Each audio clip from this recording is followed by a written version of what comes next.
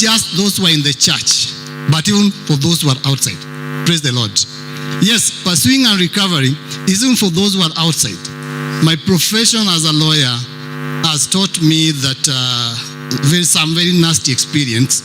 And the nasty experience, the reason why I'm saying nasty experience, because sometimes you sit down in the office and you see the way people fight over some issues, and you wonder, is it worth it? Praise the Lord. Yes, my elder here will confirm that. Is it worth it? Praise the Lord. And that is the context of the world. Praise the Lord. Not long ago, you must have heard of this story of, it was not a good one. There's this professor who was killed. Praise the Lord. And why was he killed? Because of a boundary dispute. What did the neighbor do? The neighbor hacked him, by the way. Yes, he went there, he came from Nairobi, and I think they had gone to demarcate, and the neighbor is saying this place, and the neighbor just hacked him, and he died. Praise the Lord. So, not a very good story. But why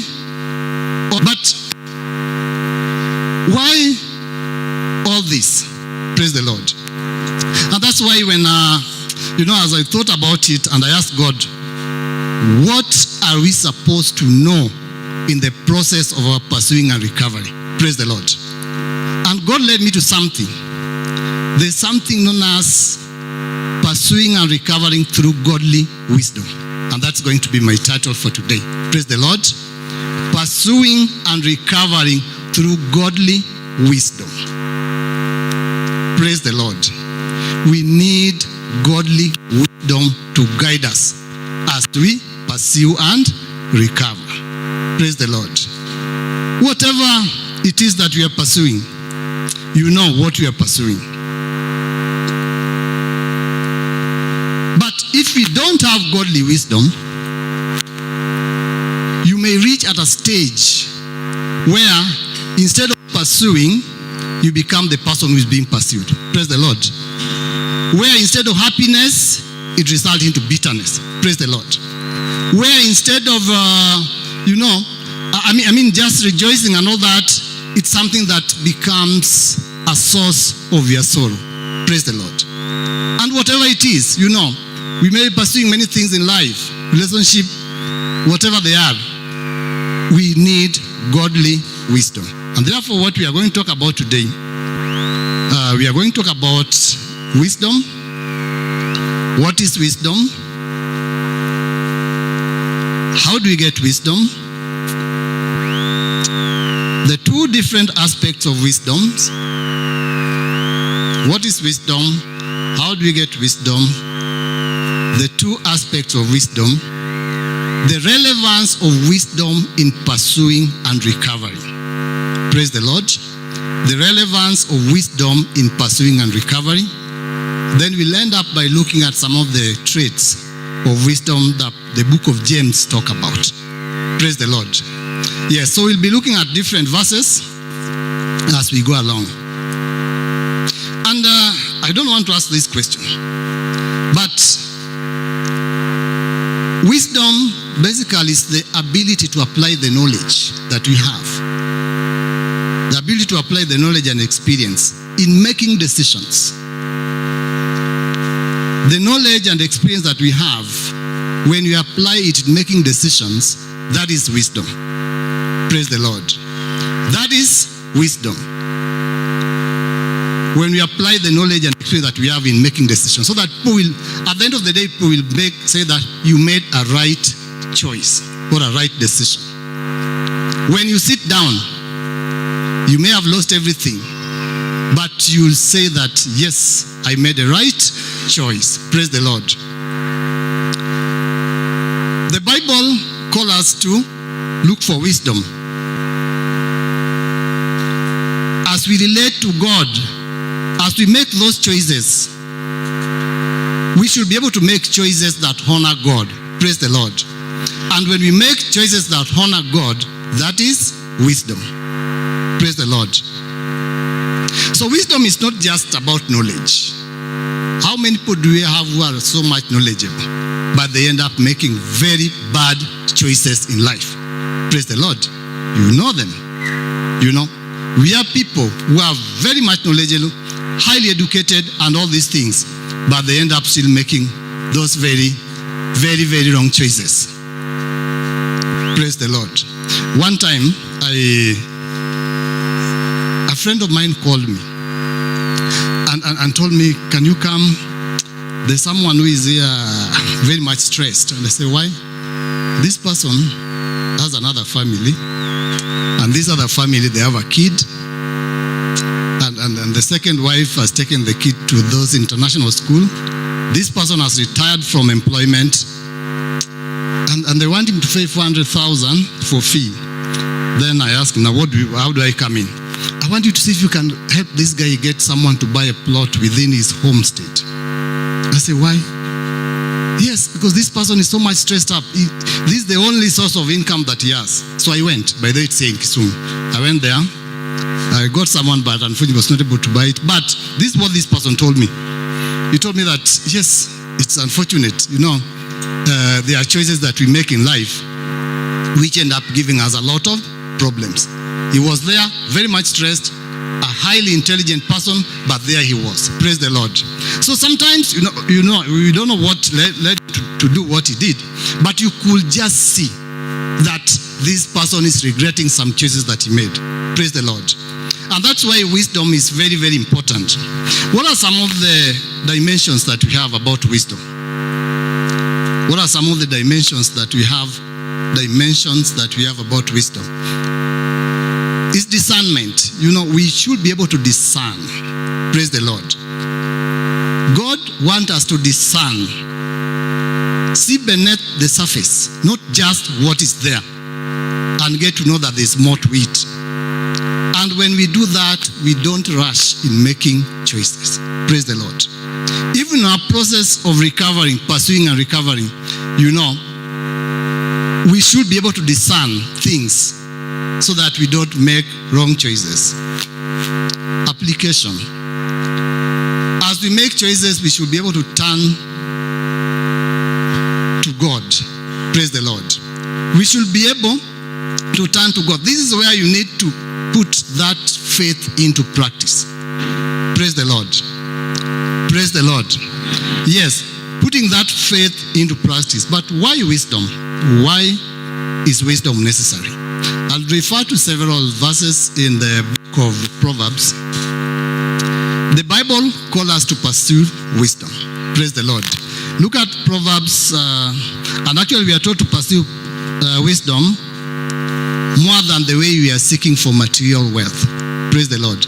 So according to the Bible, wisdom is even much more important than material wealth. And we'll see that the way God dealt with Solomon and other people. Let's look at Proverbs chapter 4 verse 7. Media, can you show us Proverbs chapter 4 verse 7? Yes, wisdom is the principal thing. Wisdom is the principal thing. Therefore, get wisdom, and in all you are getting, get understanding. Praise the Lord. The Bible of God says that wisdom is the principal thing. It's the key thing in life. Praise the Lord. You may be very wealthy, you may be intellectually upright, but without wisdom, we have seen what that does to human being. Praise the Lord. So that as we pursue, as we move on, even in our workplace, issues that we have, as you pursue what rightly belongs to you, may you pray that God will give us wisdom to know the right direction to take. Praise the Lord. The book of Proverbs chapter 3,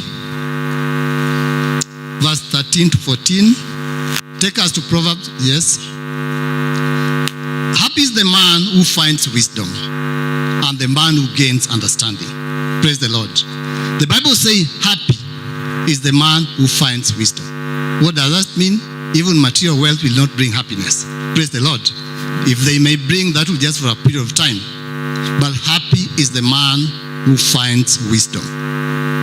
Lastly, Proverbs chapter 8 verse 11. Proverbs chapter 8 verse 11. For wisdom is better than rubies. Praise the Lord. Wisdom is better than rubies, and all the things one may desire cannot be compared with her. Praise the Lord. That's what the wisest man said. Wisdom is better than rubies. It's better than everything or anything you can ever think about. Praise the Lord. But how do we get wisdom? How do we get wisdom? One thing that is good for us to understand, and the beauty about it, is that no one is born wise. Praise the Lord. No one is born wise. So let no one come to you, tell you that he was born wise. Because the Bible tells us that Solomon asked for wisdom. Praise the Lord. And not only Solomon, many people. No one is born wise. We must acquire wisdom from God. Praise the Lord. We must acquire wisdom from God. You can be born intellectually bright. Praise the Lord. Yes, I mean, you are just good. You are just number one in everything. But that doesn't mean that you are wise. There are two different things. We have a boy in the house, and whenever the mom tells him to read, he tells the mom that I'm bright. That is it. Maybe he's bright. But that one can come. Some people are born naturally bright, but you are not born naturally wise. Praise the Lord.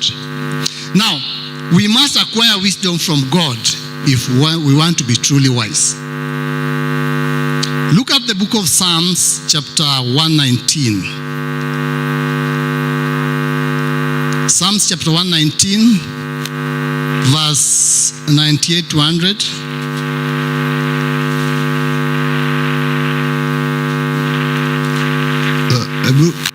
Let's go to verse 9. Sorry.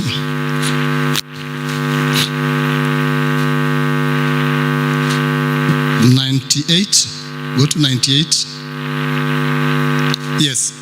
It says that you, through your commandments, make me wiser than my enemies, for they are ever with me. Let's move on to the next.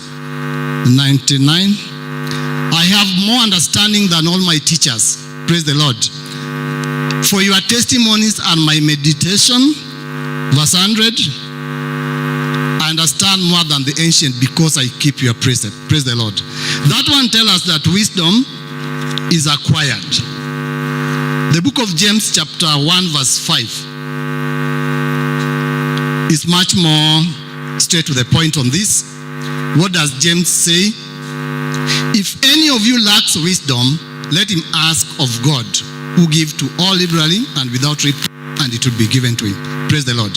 So this one tells us that wisdom is something that we need to seek for from God. Praise the Lord. So let's not just ask for the strength to pursue. It's not just enough to have the will to pursue. Praise the Lord. It's not just enough to know what we are pursuing. But it is important that we get wisdom from God to guide us in our pursuit. Praise the Lord. It is important that we ask for God wisdom to guide us in our pursuit. King Solomon, we know about King Solomon. You know, when he was made a king, he was very young. And God asked him what he wants. And King Solomon made what has been called the prayer of wisdom.